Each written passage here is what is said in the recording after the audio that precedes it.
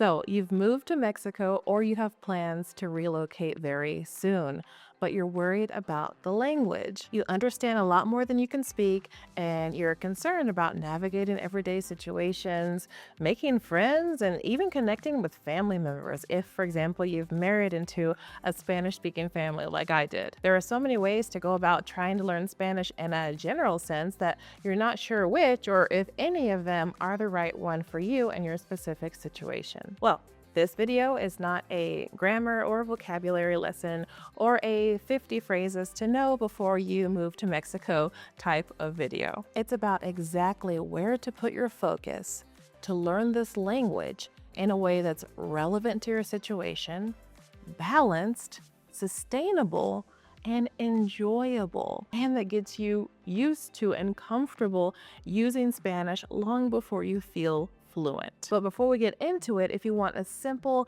guide for what we're going to go over today, I've put together a free guide called the Fluency Ecosystem for Life in Mexico. It breaks down 3 key gears that need to be turning for you to confidently communicate in Spanish in Mexico. And it gives you examples of how to work with each one. You can download it at ericaraylanguage.com/Mexico, and I'll also link it for you below. If you're new to me, bienvenidos al canal. Soy Erica Ray. I'm a former Spanish medical interpreter turned Spanish teacher and language coach, now living in Mexico for the past 12 years. And needless to say, I've witnessed a lot of successful and unsuccessful expat transitions. And my team and I have had the immense privilege of helping hundreds of Spanish learners in our live programs move beyond textbook Spanish and into real communication with real people. And many of our students are or have been in this exact situation, relocating to Mexico, so I want to speak on this topic today. Let's talk about 3 categories of Spanish to focus on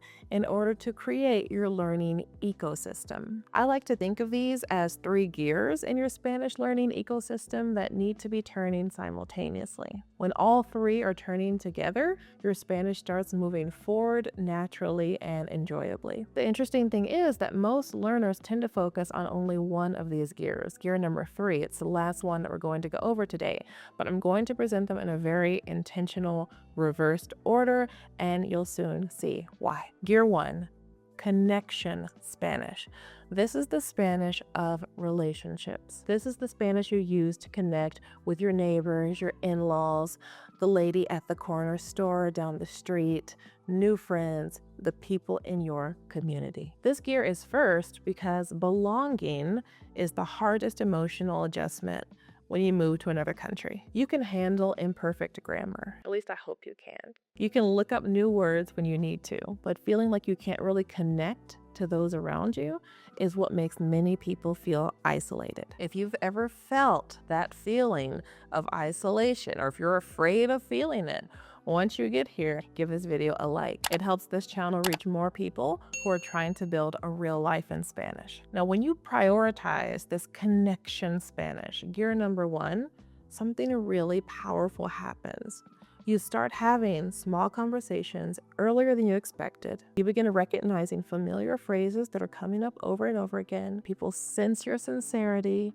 People begin helping you. Relationships start forming. When you can ask your neighbors, your sister-in-law, your friends, what does this mean and how does this work? Those relationships help you navigate the practical, everyday type of Spanish, which is what we're going to talk about next. Gear number 2 is what I call navigation Spanish. This is the Spanish of daily life in Mexico. Naturally, there's going to be some overlap in all 3 categories that we're going to discuss. But examples of the types of situations that I'm referring to in this navigational Spanish category: asking questions at the market, dealing with the bank, talking to the plumber, the Spanish that you'll need to rent an apartment, to talk to a contractor about repairs, asking about services, scheduling appointments, talking to your architect as you build your house, these types of situations. And this is the category that most people think of when they think about specific Spanish for Mexico. And it is very important. But interestingly enough, in my own experience, this was not the first gear. This was not the priority that was truly getting me through my early time in Mexico. Even though I already spoke Spanish when I moved here, I can truly say that it was this category number one, the connection Spanish, this relationship Spanish, that I was truly most grateful for, and that got me through that transition during honestly a very emotional time in my life, making that transition. I was comfortable talking with people, building rapport. Thankfully, the language itself was not a barrier to connect with people. And that was all that mattered, because let me tell you that your navigational Spanish will continue to evolve. I remember coming here, well, not here exactly. Currently, I live in Chiapas, in San Cristobal de las Casas. But the first place that we went to was Cabo San Lucas in Baja California Sur. I think we'd been here for a couple of days maybe, and suddenly I'm at the sink and I'm out of water. I mean, coming from the US, my only experience as to why you wouldn't have water anymore is that it was cut off because you didn't pay the bill. So I'm like, Joel is my husband. I'm like, what? Why don't we have any water? And he's like, oh, I think the water ran out. And he goes outside to check something. And I'm so confused. The water ran out. What do you mean there's no more water in the city? What are you talking about? And he comes back and he proceeds to talk about tinacos and cisternas and all of these things that I have no idea what he's even talking about, because I did not understand how the water system worked in Mexico, and that you could indeed run out of water if it runs out of your cisterna or your tinaco. I'd never in my life heard of the word tinaco. My navigational Spanish improved in that moment. And this is one of thousands of examples. Right now we're building a house here in Mexico, and you better believe there is so much vocabulary that I'm learning in Spanish and in English, words that have not formed a part of my previous experiences. So I want you to understand this navigational, situational Spanish is always going to be evolving. All of your Spanish is always going to be evolving, but this category in particular. So don't obsess so much over covering all of the possible categories that you expect will come up during your time here in Mexico. Focus on the next one or two, the one you're in right now, the next couple of situations that you know are coming up for you, and take it a little bit at a time. Learning how to navigate, learning those words, role-playing those situations. Those are things you'll learn poco a poco. So this gear builds gradually over time as you experience new situations. But if you have your gear number one running, your connection Spanish, talking to people, making friends, this navigational Spanish will come a lot easier. We're about to move to gear number 3, but remember, if you're a person who likes visual frameworks and you want to see this mapped out, don't forget to download your free guide, The Fluency Ecosystem for Life in Mexico. You can go to ericareallylanguage.com/Mexico or click on the link below. Gear number 3, I'm calling growth Spanish, general fluency development. This is the most general Spanish, general vocabulary building for useful and common everyday words for everyday situations. Grammar study. I think it goes without saying that this is absolutely necessary in our ecosystem. But you may think, well, Erica, I can't have 1 and 2 without 3. I can't have connection Spanish and navigational Spanish without having general Spanish. And you would be correct. So why are we talking about this last when it's the first thing that most people go to? Well, I'll tell you why, and then I'll give you one caveat. When people who are living abroad or planning to move abroad very soon rush to focus only on this gear, only on this general Spanish, taking general courses with vocabulary and grammar exercises, usually very little speaking practice, without the first 2 gears anywhere in sight, time passes and more time passes, and they often feel like they have studied forever. They often literally have studied for years and still don't feel comfortable using the language in real conversation with real people. And most students who are focusing on this gear number 3 do use programs and courses and take classes that are heavily based on the memorization of the words and learning grammar and don't have enough conversational practice. But when you have these first 2 gears present, when you are actively getting real practice in to connect with people, and you also have in mind your goals that are coming up for you as a person who lives here in Mexico or who is moving soon, and you're working on your specific situational goals, then this 3rd gear of your growth Spanish, your general Spanish, becomes incredibly powerful when done right, because as you're learning and improving your general Spanish, you're able to use it right away in categories 1 and 2. Instead of it just becoming knowledge that you've studied before and it's just piling up, with no use. So instead of feeling like you're just studying Spanish, you're just studying the parts, you're actually living it while improving it. And now I'll give you that caveat that I had mentioned.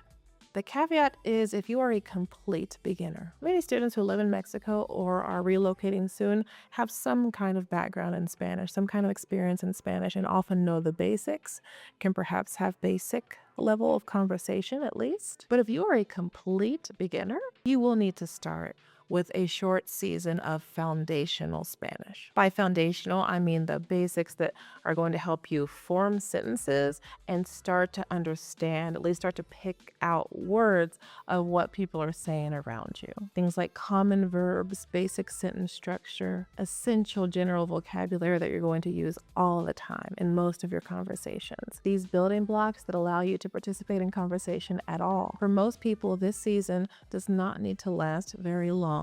A few focused months of learning the basics, getting your foundation in, can absolutely be enough for you to then step into this entire ecosystem. Please don't stay here for years. Many learners get stuck in the world of extremely structured step-by-step self-study courses that are really holding your hand, and they keep telling themselves they're not ready yet to use the language with real people.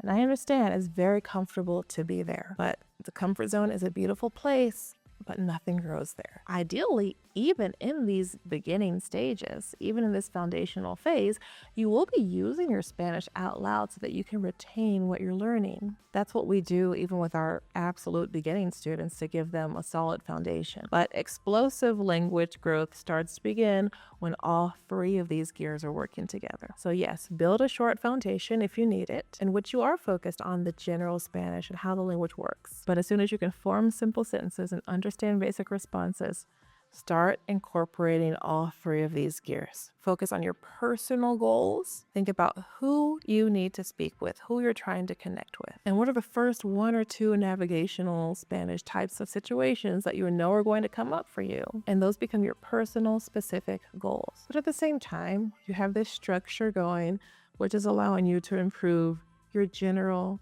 growth Spanish as well and continue to improve always. That way, over time and constantly, you are improving your accuracy and your confidence with gears 1 and 2, with connection and navigation. But you don't have to wait to feel perfect in order to start to connect and navigate. Because as long as you keep going and trying and making an effort, you will make friends and people will help you and you will make connections, even if your Spanish is not perfect. Connection, navigation, growth. These are the three gears that you want to focus on when you are making this transition to Mexico or to any country. But Mexico is nearest and dearest to my heart and my experience, and we're focusing on that today. These three categories mirror the real journey that an expat typically goes through when building their Spanish for life in another country. First, you want to feel like you have support and that you can ask for help and feel comfortable doing so. Then you want to be able to navigate everyday situations independently. And over time, you continue to improve your Spanish overall so that your accuracy improves, your vocabulary increases, and you can have deeper connections, deeper conversations with people. When you have those three gears working together in a logical system, and you know exactly why you're doing everything that you're doing to learn Spanish, then Spanish stops feeling overwhelming. It stops feeling like this huge thing that you could just never cover all of it. And it starts becoming this tool that is simply integrated into your daily life. And you'll have so much more fun with your Spanish as you continue to use it and connect with people and build a life here. I really want you to hang on to this structure. So